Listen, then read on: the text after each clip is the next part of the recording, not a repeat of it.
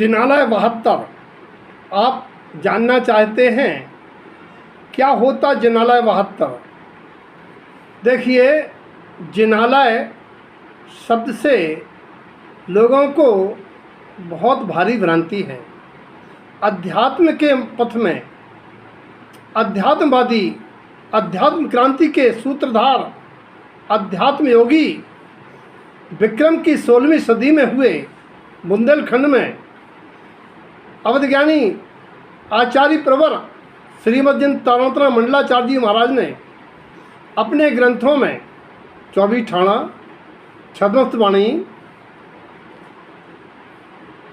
शून्य स्वभाव अनेक स्थानों पर जिनालय 72 शब्द का प्रयोग किया है।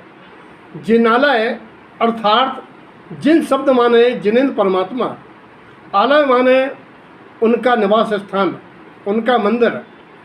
जिनेंद्र परमात्मा जहाँ रहते हैं उसे जिनालय कहते हैं।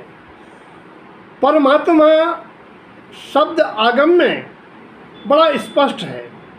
4 घातीय कर्मों से रहित आत्मा परमात्मा संज्ञा को प्राप्त होती है।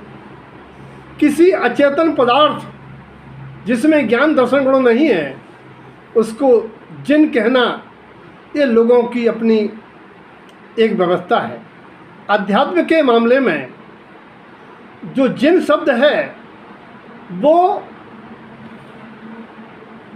आत्मा परमात्मा के बारे में है। अप्पा सो परमप्पा, आत्मा ही परमात्मा है, आत्मा को ही परमात्मा कहा जाता है।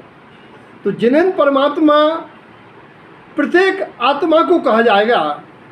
आत्मा ही परमात्मा है और आत्मा में ही परमात्मा का निवास गुण गुणी की अपेक्षा से भेद से कहा जाएगा। भेद कथन है।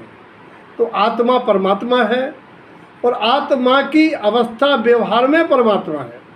तो जिनालय का मतलब है वो जिनालय जो अनादि अनधन है, जो अकृत्रिम है, क्योंकि आत्मा किसी ने बनाया नहीं है।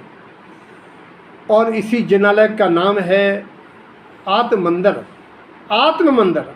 आत्मा ही जिनालय है जिसमें प्रवेश कर, प्रवेश से तात्पर्य है जिस आत्मा की अनुभूति ज्ञान पूर्वक जो उस आत्मा में लीन हुआ अर्थात जिनालय में प्रवेश किया, उससे ही आज 24 तीर्थंकर वर्तमान के, 24 तीर्थंकर अतीत के और 24 तीर्थंकर आगत के, त्रिकाल की 24 होती है। इसलिए आचार्य ने शब्द दिया है जिनालय 72। आचार्य गुरुदेव ने इन 72 जिनालयों को 3 भागों में बांटा है। पहला है रणत्रय विशेष 24 अर्थात रतनत्रय स्वभाव की प्रकटता पर्याय में 24 जिनालयों के नाम से उसकी एक व्यवस्था है। किस प्रकार से रतनत्रय की प्रकटता होती है, वे 24 जिनालय हैं। और इसी के सापेक्ष इनके और भी भेद प्रभेद हैं जिनको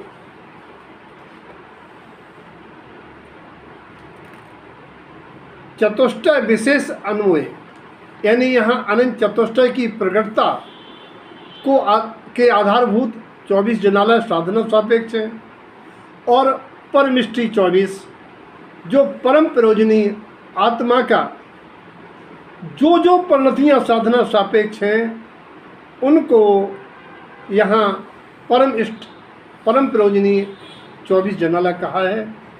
आज हम चर्चा करते हैं रणत्रय विशेष 24 जिनालयों में पहला जिनालय जिसका नाम है इष्ट इष्ट उत्पन्न। इसका उल्लेख तारण समाज के पूजा बृहद मंदिर विधि धर्म उपदेश में उल्लेख आया है।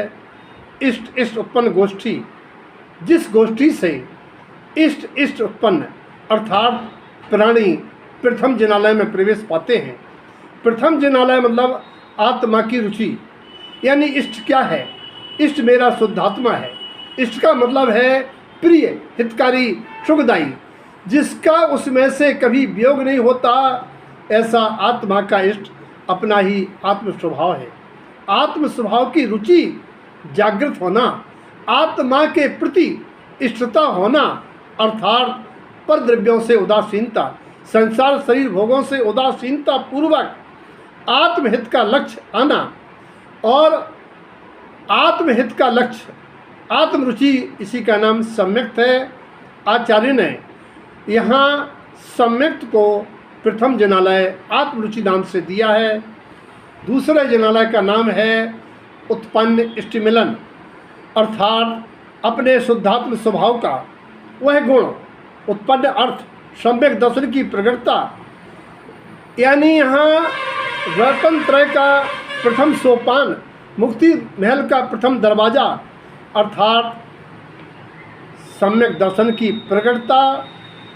उसके लिए साधक कारणों का सानिध्य, तत्व श्रद्धान और सच्चे देवगुरु शास्त्र की उपासना, साधना, भक्ति, गुणानुराग। बाधक कारण मिथ्या देवगुरु धर्म से दूरी, शल्यों का निरोध, मिथ्यात्व मदमोह का खंडन, दर्शन मोह अनुबंधी कसायों का उपशमन, जिसके लिए अनंत इच्छाओं, कामनाओं, वासनाओं का शमन, बस स्वरूप का चिंतन, ये सब जो भी परिणतियाँ हैं, ये है दूसरे जनालय में प्रवेश करना, उत्पन्न इष्टमिलन, जिससे आत्मा में सम्यक दर्शन का मिलन कहिए प्रगटता हो। तीसरा जनालय है सम्यक दर्शन की प्रगटता में साधनभूत पंचम काल भरत क्षेत्र में साक्षात तीर्थंकर परमात्मा का सानिध्य न होने से, वीतराग देव का साक्षात प्रादुर्भाव न होने से और वीतरागी भावलिंगी संतों का साक्षात सद्भाव न मिलने से गिरा मिलनी वीतराग वाणी का स्वाध्याय, चिंतन, मनन पूर्वक स्वानुभूति, स्वस्वरूप का अध्ययन, कमल भाव की साधना, सुप्त ज्ञान की निर्बलता की साधना, ये है गिरा मिलन, तीसरा जनालय। चौथा जनालय गम्य मिलन। गम्य मिलन का मतलब है जो प्राणी क्षयोपशम ज्ञान से, मन इंद्रियों के निमित्त से जिन ज्ञों को जानते हैं, जिन ज्ञों से मिलते हैं, उन ज्ञों को, उनकी हकीकत को स्वीकार करना, इंद्रियां मन से जाने गए वाले पदार्थ रूपी मूर्तिक इस अमूर्तिक चेतन आत्मा से भिन्न है, ऐसी भिन्नत्व बोध का जागरण गम्य मिलन, अर्थात इंद्रिय ज्ञान विवेक वैराग, इंद्रिय ज्ञान से विवेक वैराग का प्रकटना। और पांचवा जनालय है अगम्य मिलन। अगम्य मिलन का मतलब है जिसे मन इंद्रियों से नहीं जाना जा सकता है, जिसे आज तक नहीं जाना है। ये भेद ज्ञान स्वानुभव से प्रमाण, अपना अतीन्द्रिय आत्मा जो अनुभूति गम्य है, उस आत्मज्ञान की अर्थात मत शुद्ध ज्ञान की निर्मलता का होना, ये है अगम्य मिलन। छठवां जनालय इष्ट नेत्र मिलन। इष्ट नेत्र मिलन का मतलब है गम्य अगम्य के बाद, यानी इंद्रियों से जाने गए पदार्थों और अनुभव से प्रमाणित अतीन्द्रिय आत्मा दोनों के निर्णय पूर्वक जो ज्ञान चक्षु से पदार्थों के अवलोकन पर पदार्थों को आत्मा से भिन्न स्वीकार करना, आत्मा में ही इष्टता का मिलन होना, आद पर पदार्थ से सुख बुद्धि इष्ट बुद्धि का अभाव होना, ये है इष्ट नेत्र मिलन।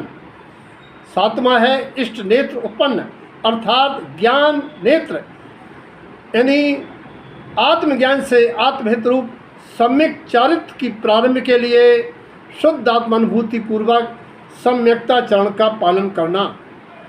और इष्ट भय विलयम, आत्मा के लक्ष्य से जो दृष्टि भय, मन भय, झड़प भय और आगम की अपेक्षा 7 भय, शंकादि 25 दोष, शंकादि भय, इनका विलय हो जाना इष्ट भय विलन।